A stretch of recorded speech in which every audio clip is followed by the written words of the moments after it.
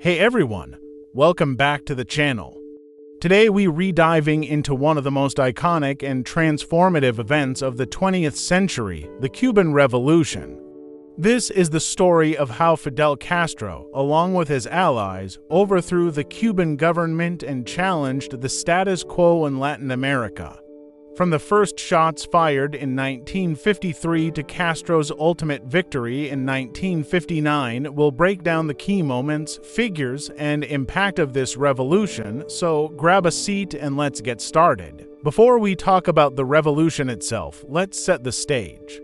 Cuba, in the early 20th century, had a long history of political instability. The island had fought for its independence from Spain in the late 1800s, only to become a pawn in the hands of the United States in the years that followed.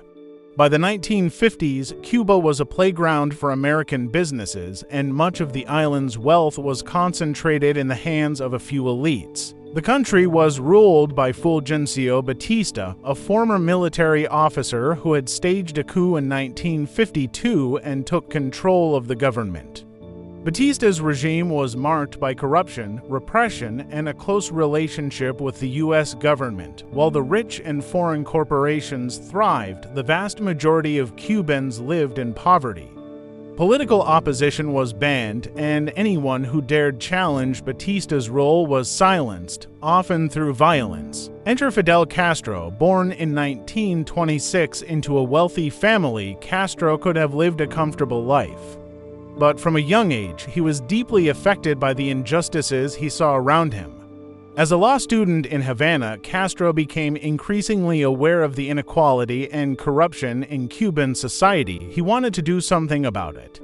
After getting involved in various political movements, Castro set his sights on challenging Batista's regime directly. But Castro wasn't alone. He gathered a group of like-minded individuals. Some were intellectuals, others were fighters, and all were united by a common goal: overthrowing Batista and creating a more just society for the Cuban people. Now, let's talk about the pivotal moment that kick-started the revolution. July 26, 1953, Castro and his group of revolutionaries, calling themselves the 26th of July movement, decided to launch an attack on the Moncada barracks in Santiago de Cuba. This was a key military base for Batista's forces, and Castro hoped that by seizing it, he could spark a nationwide uprising. The attack, however, was a disaster. Castro's forces were met with fierce resistance, and the operation failed miserably. Many of the rebels were killed or captured, including Fidel and his brother, Raul. Castro himself was arrested and sentenced to 15 years in prison. But the attack was far from the end of the story. It actually became the beginning of the revolution. While in prison, Castro used his time to think deeply about Cuba's future. He wrote his famous speech, La Historia me absolverá, history will absolve me, in which he outlined his political vision. In this speech, Castro called for a new Cuba, one free from the corrupt government, one that would prioritize the rights of the working class, and one that would break away from American imperialism. The speech became a rallying cry for many Cubans, and even though Castro was sentenced to prison, his message resonated across the island. It wasn't long before Castro was released in 1955 after a public outcry and political pressure.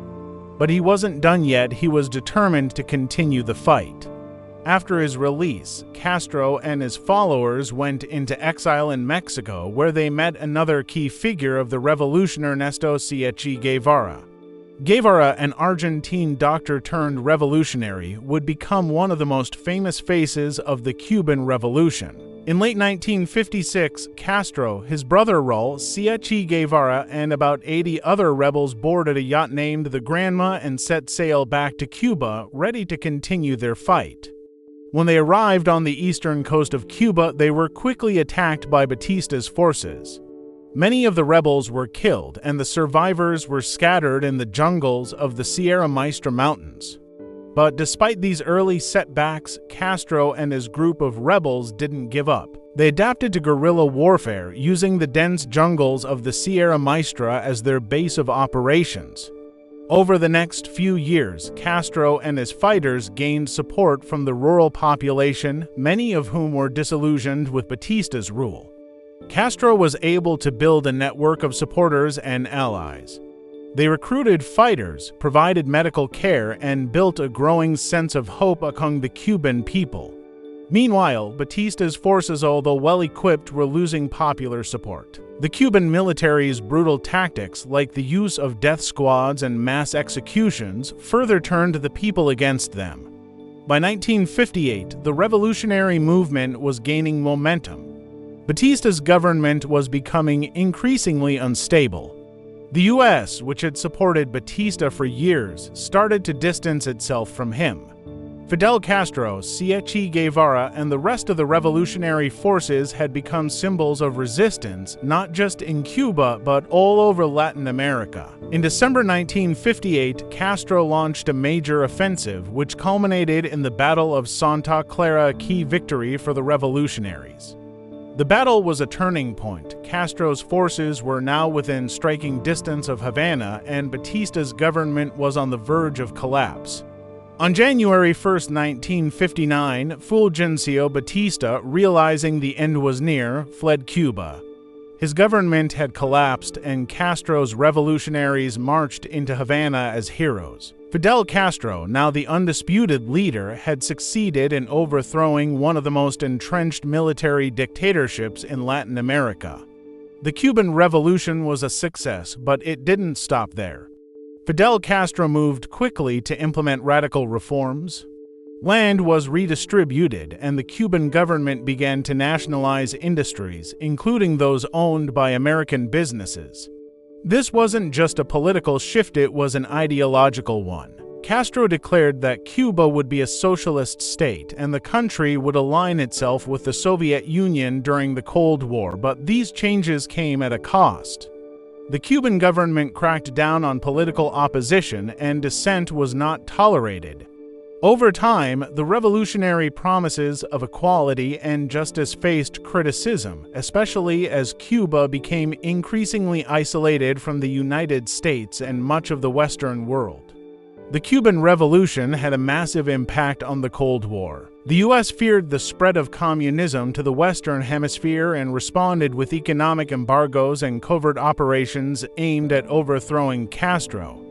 The Cuban Missile Crisis of 1962, where the Soviet Union placed nuclear missiles in Cuba, brought the world to the brink of nuclear war. Castro's revolution didn't just change Cuba, it changed the global balance of power.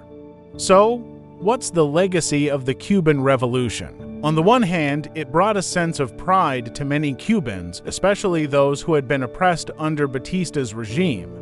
Castro's promise of health care, education, and land reform did bring tangible improvements for some.